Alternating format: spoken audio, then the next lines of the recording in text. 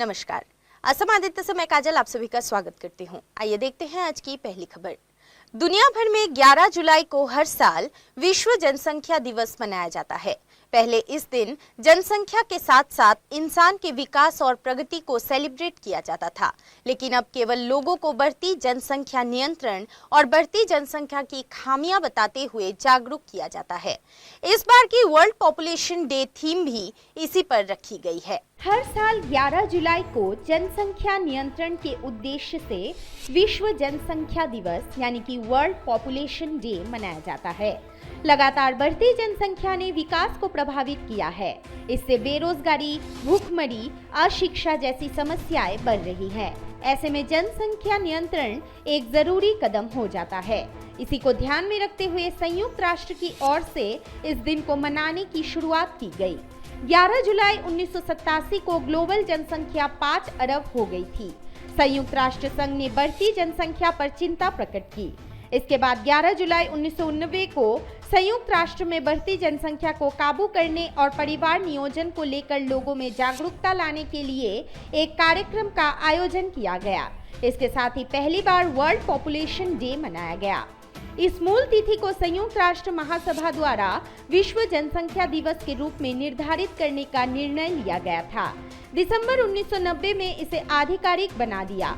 बढ़ती जनसंख्या पर कंट्रोल करने के लिए इस दिन कई सारे प्रोग्राम ऑर्गेनाइज किए जाते हैं। हर साल इस दिन जनसंख्या के कंट्रोल करने के उपायों पर चर्चा की जाती है। बढ़ी हुई जनसंख्या की वजह से देश और दुनिया के सामने जो परेशानियां हैं, उनसे इकोसिस्टम और मानवता को जो नुकसान पहुंचता है, उसके प्रति लोगों में जागरूकता लाने के लिए ये दिन मनाया जाता है। परिवार नियोजन, गरीबी, लैंगिक समानता, नागरिक अधिकार, मां और बच्चे का स्वास्थ्य, गर्भ निरोधक दवाओं के इस्तेमाल जैसे गंभीर विषयों पर चर्चा और विमर्श किया जाता है। हमारे देश चीन के बाद विश्व की दूसरी सबसे बड़ी आबादी वाला देश है। कोरोना काल में बढ़ी हुई आबादी के दुष्प्रभाव साफ नजर आए। स्वास्थ्य से लेकर शिक्षा, हर क्षेत्र में मुश्किलें बढ़ी हैं। ऐसे में जनसंख्या नियंत्रण के महत्व को समझना और भी जरूरी हो गया है। हर साल विश्व जनसंख्या दिवस एक थीम के साथ मनाया जाता है, जैसे कि कुल विश्व जनसंख्या 8 मिलियन का आंकड़ा पार करने वाली है। विश्व जनसंख्या दिवस 2022 का विषय है 8 बिलियन की दुनिया, सभी के लिए एक लचीले भविष्य की ओर अवसरों का दोहन और सभी के लिए अधिकार और विकल्प सुनिश्चित करना। News desk report, Assam Aditya. कल यानी कि रविवार को ईद उल अजहर के मौके पर लखीमपुर के नवजीवन सोसाइटी द्वारा एक विशेष कार्यक्रम का आयोजन किया गया, जिसमें अंतर्राष्ट्रीय ख्याति प्राप्त वुशु खिलाड़ी पूजा काडियान को विशेष रूप से सम्मानित किया गया। इस्लाम धर्म के लोगों की पवित्र त्योहार ईद उल अजहर के मौके पर लखीमपुर के नवजीवन सोसाइटी ने संबोधन एवं संप्रीति का एक विशेष कार्यक्रम आयोजित किया था। इस कार्यक्रम में अंतर्राष्ट्रीय ख्याति प्राप्त वुशु खिलाड़ी पूजा काडियान ने भी हिस्सा लिया था। हिंदू मुसलमानों के बीच एकता, सद्भाव की डोर को और अधिक मजबूत करने के इरादे से हरियाणा से इस कार्यक्रम में भाग लेने वाली इस प्रतिष्ठित खिलाड़ी को नवजीवन सोसाइटी द्वारा आयोजित इस कार्यक्रम में विशेष रूप से सम्मानित किया गया। उक्त कार्यक्रम में लखीमपुर के कई गणमान्य व्यक्ति जैसे पूर्व विधायक उत्पल दत्ता, खेल आयोजक लतीफुल अहमद हुसैन, सामाजिक कार्यकर्ता साजाद हाजोरिका आदि उपस्थित थे। मैं पहले आ चुकी हूँ यहाँ पे आसाम में, पहले भी आ चुकी हूँ। मुझे पहले भी अच्छा रिस्पॉन्स मिला है और यहाँ पे काफ़ी लोग अच्छे लगते हैं मुझे, और जो व्यवहार है मेरे लिए वो मुझे बहुत अच्छा लगता है, इसलिए मैं आसाम को बहुत लाइक करती हूँ। मैंने 2017 में वुशु वर्ल्ड चैम्पियनशिप में गोल्ड मेडल जीत के फर्स्ट एवर गोल्ड मेडलिस्ट बनी थी मैं वुमेंस में, और सेकंड फॉर मैं अर्जुन अवार्डी हूँ अपने ही गेम में, और अभी मैं तैयारी कर रही हूँ नेशनल गेम्स की अपकमिंग वर्ल्ड चैम्पियनशिप की, जो कि 2023 में होगी, और मैं अपना पूरा एफर्ट करूँगी जो कि इंडिया के लिए दोबारा गोल्ड जीत के लाऊँ, और मैं ज़रूर जीत के लाऊँगी और अपनी इंडिया का नाम रोशन जरूर करूँगी। लखीमपुर से राहनुद्दीन अहमद की रिपोर्ट, असम आदित्य। अब बढ़ते हैं अगली खबर की ओर। प्रधानमंत्री नरेंद्र मोदी ने आज सुबह नए संसद भवन की छत पर बने राष्ट्रीय प्रतीक अशोक स्तंभ का अनावरण किया। उन्होंने नई संसद के काम में लगे श्रमजीवी से बातचीत भी की। राष्ट्रीय प्रतीक अशोक स्तंभ 9,500 किलोग्राम के कुल वजन के साथ कांसे से बना है और इसकी ऊंचाई 6.5 मीटर है। देश के निर्माणाधीन नए संसद भवन पर आज यानी कि सोमवार सुबह प्रधानमंत्री नरेंद्र मोदी ने भारत के राष्ट्रीय चिन्ह अशोक स्तंभ का उद्घाटन किया।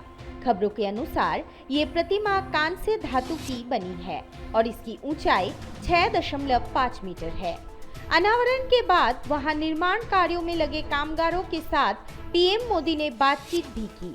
एक रिपोर्ट के अनुसार संसद की छत पर लगाई गई राष्ट्रीय प्रतीक अशोक स्तंभ की प्रतिमा का वजन 9,500 किलो है और ये कांस्य धातु से बनाया गया है। इसके साथ ही इस स्तंभ की ऊंचाई 6.5 मीटर है।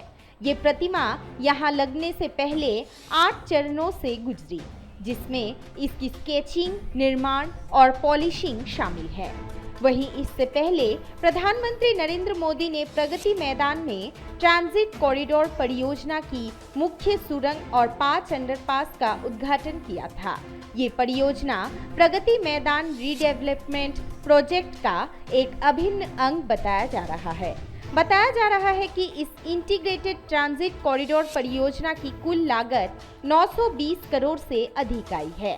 प्रधानमंत्री की ओर से जारी एक विज्ञप्ति में कहा गया है कि 920 करोड़ रुपए से अधिक की लागत से बनाई गई ये इंटीग्रेटेड ट्रांजिट कॉरिडोर परियोजना पूरी तरह से केंद्र सरकार द्वारा वित्त पोषित है। इस परियोजना का मुख्य उद्देश्य प्रगति मैदान में आयोजित होने वाली विश्व स्तरीय प्रदर्शन और कन्वेंशन सेंटर तक लोगों को आसानी से पहुंचने में मदद मिलेगी। पीएमओ की विज्ञप्ति में बताया गया है कि इस परियोजना के तहत बनाए गए अंडरपास में smart fire management, modern ventilation और automated water drainage system, digital रूप से संचालित सीसीटीवी कैमरे और सुरंग के अंदर सार्वजनिक अनाउंसमेंट सिस्टम जैसी सुविधा दी गई है। News desk report, Assam Aditya. रविवार को खेले गए विंबलडन के फाइनल में सर्बिया के नोवाक जोकोविच ने निक किर्गियोस को हराकर 21वां ग्रैंड स्लैम अपने नाम किया। ये जोकोविच का 7वां विंबलडन खिताब है। जोकोविच से अधिक सिर्फ रोजर फेडरर ने 8 विंबलडन का खिताब अपने नाम किया है। नोवाक जोकोविच लगातार चौथी बार विंबलडन चैंपियन बन गए हैं। उन्होंने 2022 विंबलडन चैंपियनशिप्स के फाइनल में ऑस्ट्रेलिया के निक किर्गियोस को 4 सेटों से हराकर पीट सम्प्रास के रिकॉर्ड की बराबरी कर ली है। हालांकि मैच के पहले सेट में सर्बियाई चैंपियन को 4-6 से शिकस्त का सामना करना पड़ा, लेकिन इसके बाद उन्होंने शानदार वापसी की और बैक टू बैक 2 सेट अपने नाम करके लीड बना ली। चौथे और निर्णायक सेट में दोनों खिलाड़ियों के बीच कड़ा मुकाबला हुआ। सेट 6-6 की बराबरी पर पहुंचने के बाद मेंस सिंगल्स चैंपियन का फैसला टाई ब्रेकर में हुआ, जहां जोकोविच ने बाजी मारी। टॉप सीड जोकोविच ने किर्गियोस को 4-6, 6-3, 6-4, 6-6, 7-3 से हराकर विंबलडन के खिताब पर कब्जा जमा लिया। ये नोवाक जोकोविच के करियर का 21वां ग्रैंड स्लैम खिताब है। इस जीत के साथ वे स्विट्जरलैंड के महान टेनिस खिलाड़ी रोजर फेडरर से आगे निकल गए हैं, जिनके खाते में कुल 20 ग्रैंड स्लैम हैं।